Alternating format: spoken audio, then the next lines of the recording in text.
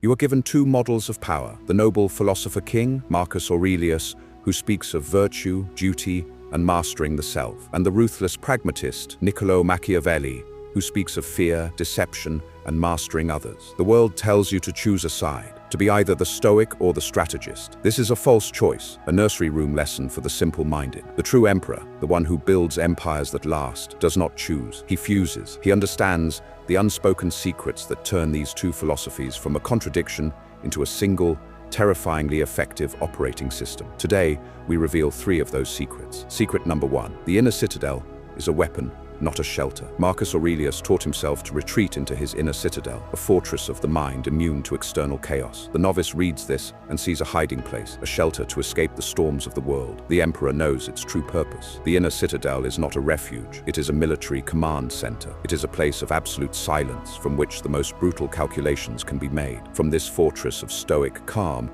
an emperor can analyze a threat, devise a Machiavellian strategy, and give a ruthless order, all without the contamination of fear, anger, or ego. While his enemies are slaves to their passions, reacting emotionally to every provocation, the emperor operates from a void of pure, cold logic. His serenity is not for peace of mind. It is a prerequisite for waging total war. Secret number two: virtue is a tool, duty is the law. The masses are confused by the concept of virtue. Machiavelli advised the prince to appear virtuous to control public perception. Marcus Aurelius urged himself to be virtuous as a matter of personal honor. The emperor does not see a conflict here. He operates on two levels. Internally, his code is stoic duty. He is bound by his duty to the empire, to order, to his own rational mind. This is his private, unbreakable law. It is the source of his strength and discipline. Externally, however, he wields the appearance of virtue as Machiavelli prescribed, as a tool of statecraft. He will deliver speeches on mercy, justice, and piety to soothe the populace, all while making the cold, pragmatic decisions required for survival behind closed doors. He understands that his personal journey is toward virtue, but his public role is to maintain power. He uses the people's love for the idea of virtue as a shield for the hard necessities of his rule. Secret number three: amor fati is the justification for necessary cruelty. This is the most profound and dangerous secret. The Stoics taught amor fati, the love of one's fate, to accept everything that happens, good or bad, as necessary and part of a larger whole. Machiavelli taught that a prince must be willing to use cruelty when necessary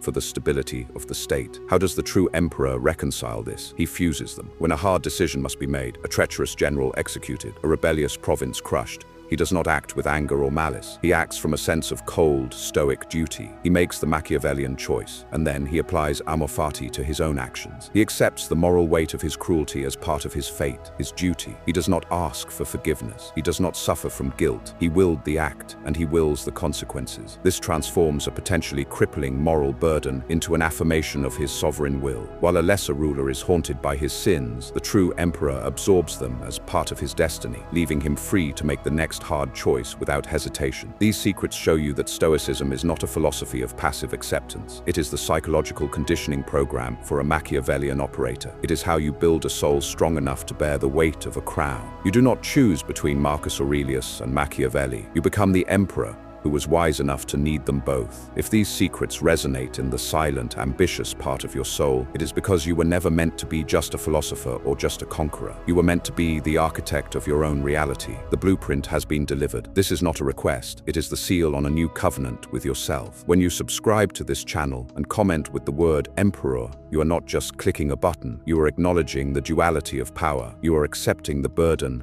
and the glory of the crown. This is not a channel. It is the emperor's private council, and your seat is now reserved. Now go. The world needs fewer saints and fewer monsters. It needs sovereigns.